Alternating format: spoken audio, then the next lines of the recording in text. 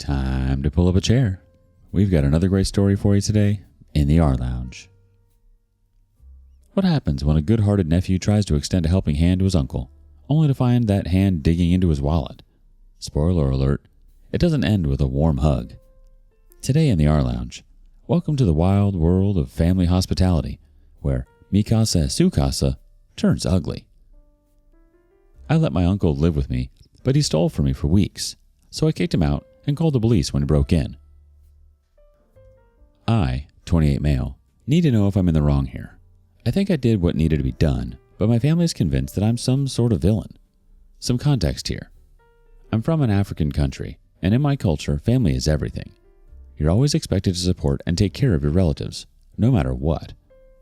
So when my Uncle Daniel, 55 male, needed somewhere to stay for a while, my mom insisted that I let him move in with me. I didn't know him too well, and we'd met a few times when I was young, but he traveled back to our country during my teenage years. He returned a few years ago and had been living with his daughter since then. But a few months ago, she had to travel for work, and he was left with nowhere to stay. My mom was adamant that I step in to help since I live alone. I wasn't too thrilled about the idea at first, but I eventually agreed. At first, I was cool with it. He's family after all, and he had nowhere to go. So I didn't mind helping out. I tried to be a good host.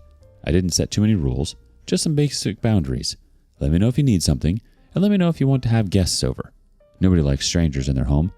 Above all, respect my space, and I'll respect yours.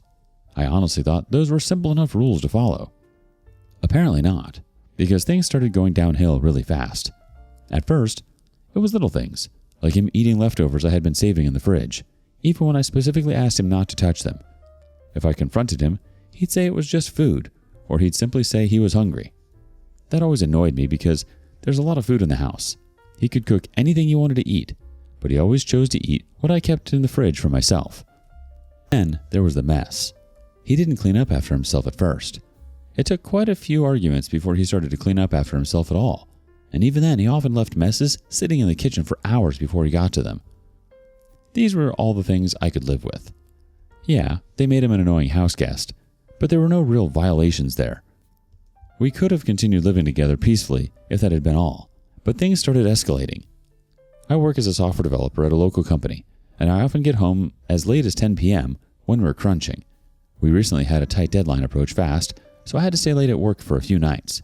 As you can guess, that was a really stressful period for me, so you can imagine how I felt when I got home late one night, ready to go to bed and crash, only to find out my uncle had invited 3 friends over. They were drinking and smoking in my living room and making so much noise that I immediately started worrying about a noise complaint. He and his friends just laughed when they saw me and said I should come and have a drink with them, as if I wasn't dead tired from a brutal day at work. I declined and asked my uncle to talk to me in another room.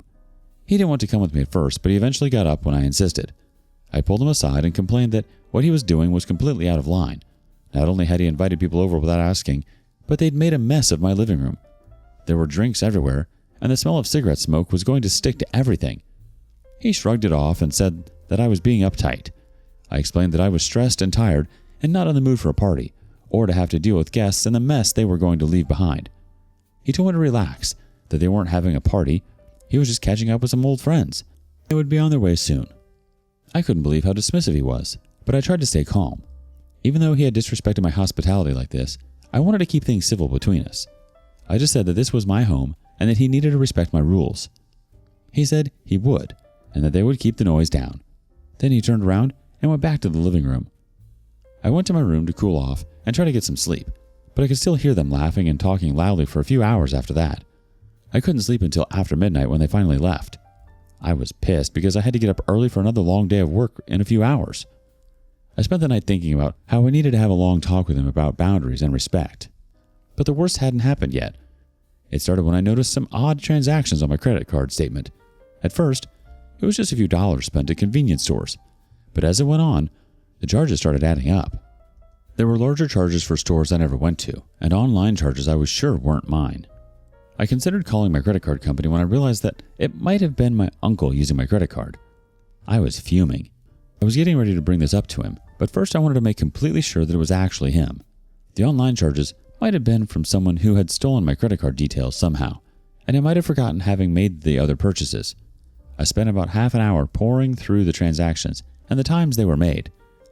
Except for most of the online purchases, the charges were made almost entirely when I was at work. I don't always take my credit card with me when I go to work. Most of the time I just carry some cash to keep me from impulse buying, and if I really had to, I could resort to using my phone for cashless transactions. It had never been a problem for me until I had a house guest who seemed to have no problem going through my desk for my credit card. That was the last straw for me. Once I was certain, I stormed down to confront him directly. He was sitting on the couch watching TV like nothing was wrong. I threw the account statement in front of him and asked him to explain. I'd circled all of the transactions that I believed to be his. He just looked at the statement and said, "What's this?" I asked him point blank if he had been using my credit card. He didn't even try to lie. He just chuckled and said, "Yeah, I used it a few times," and turned back to the TV like it was nothing. I was furious. I couldn't believe he admitted to stealing from me so casually. I asked him why he thought that was okay, and he just said, "I thought you wouldn't care. You're always so busy at work, and you don't even use the card." He said it like it was a harmless joke. "You've got a good job, don't you? It's not like you don't have money." He also said that he was my family and that he had a right to use a little of my money. I couldn't take it. I told him that he didn't have any right to use my money, family or not, and that what he had done was theft. He stood up and yelled at me for calling him a thief. He said that he was my uncle and I should be happy to help him out. Then he had the nerve to tell me that I had been a terrible host and a disrespectful nephew for setting so many rules on him. I descended into full-on rage at that point and asked if it was disrespectful for me to insist on a clean living space, or for him to let me know before he invited complete strangers into my home to trash the place. He shouted back and doubled down, saying I was being selfish and that I was acting too American, and that if we were in our home country, he knows he would have handled me. He was shifting accountability away from himself, acting like I was in the wrong when he was the one stealing from me.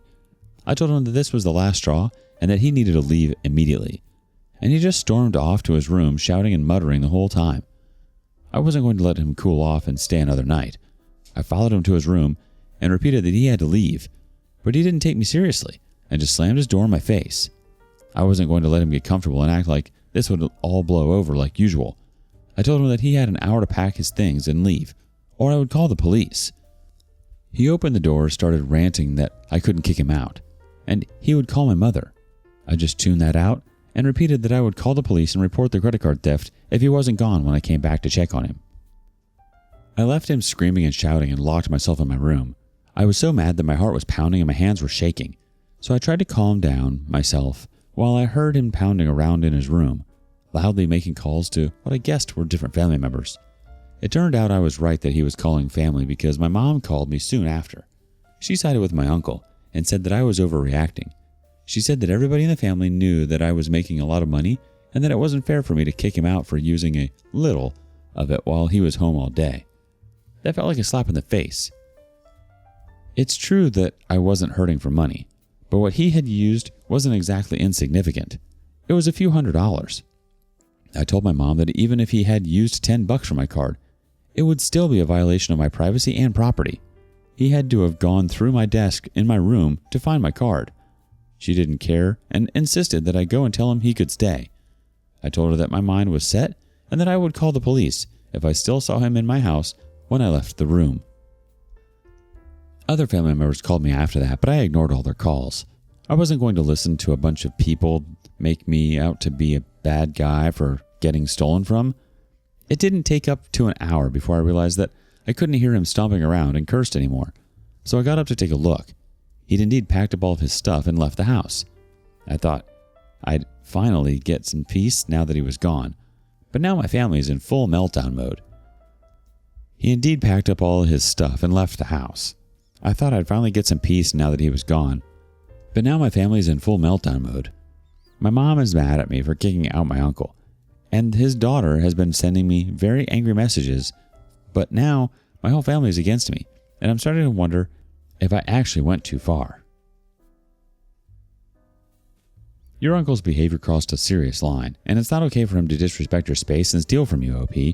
Setting boundaries in a living situation is important, especially when it involves family.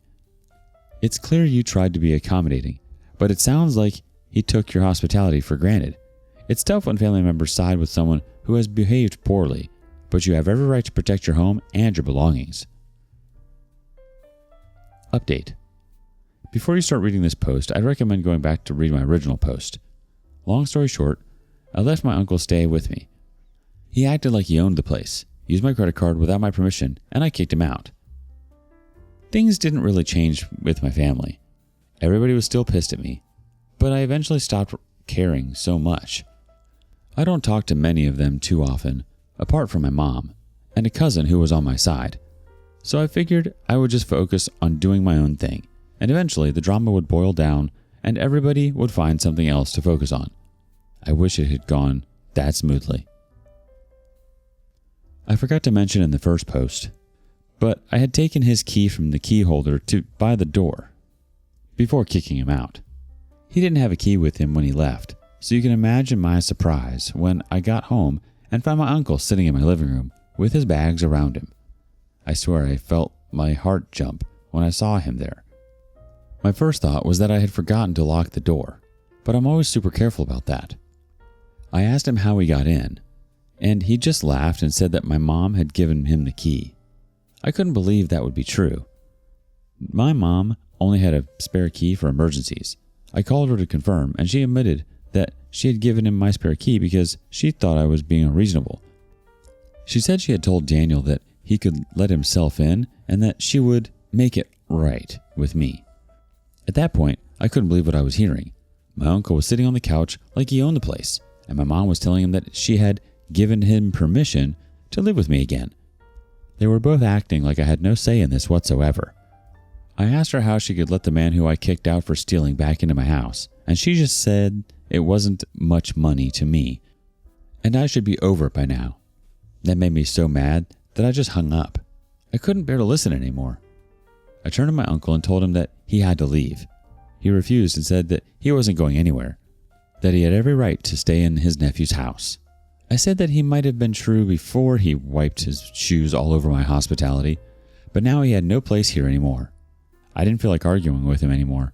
I might have considered letting him stay here if he could admit what he had done was wrong and promised not to do it again. But he hadn't even apologized once. I've never even asked for the money back. But he just sat there unrepentant, fully expecting me to let him back in. So I told him I'd call the police if he didn't leave. He just laughed and said I couldn't fool him with that move again. He said I wouldn't call them since my mother had told me not to. That was so wild that I actually laughed. I started calling the police right then, and he just watched me, probably thinking I wouldn't go through with it. Well, I did. I told them that a family member had entered my home without permission and was refusing to leave. They asked the typical questions like whether I felt I was in danger or if he had broken in, and I answered everything honestly. It wasn't an emergency, so the police took some time to arrive.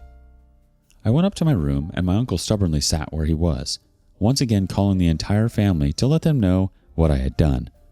My phone started blowing up just like last time, so I just put it on airplane mode and waited for the police to arrive. I came down when the police arrived and walked past my uncle to let them in.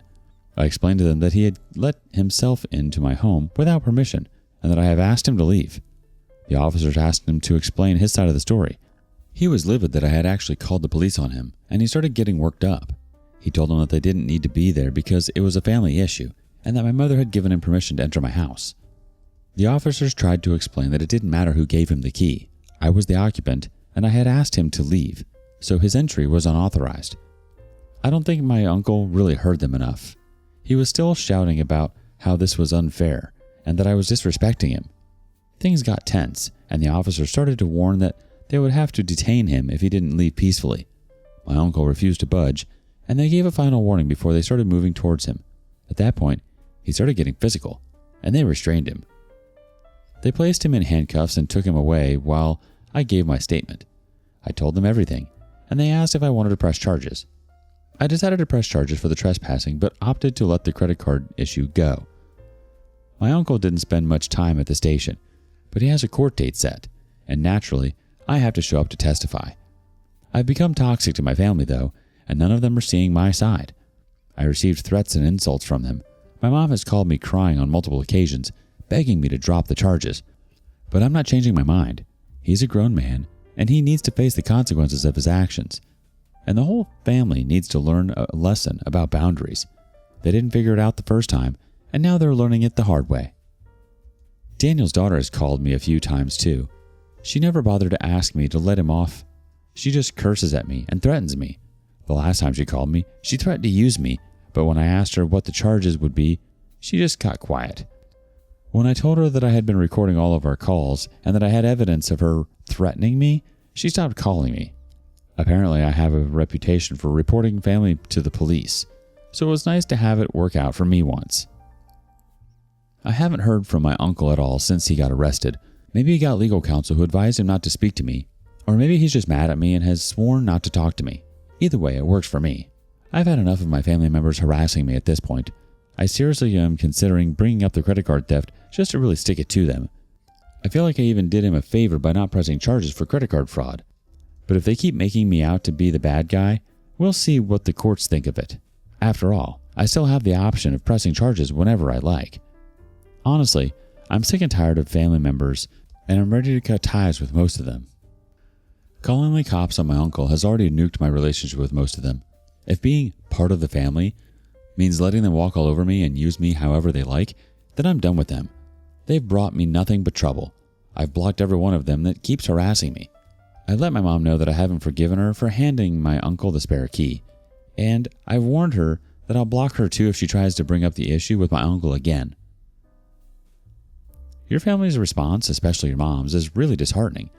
It's tough when the closest to you don't respect your feelings on your right to feel safe in your own home.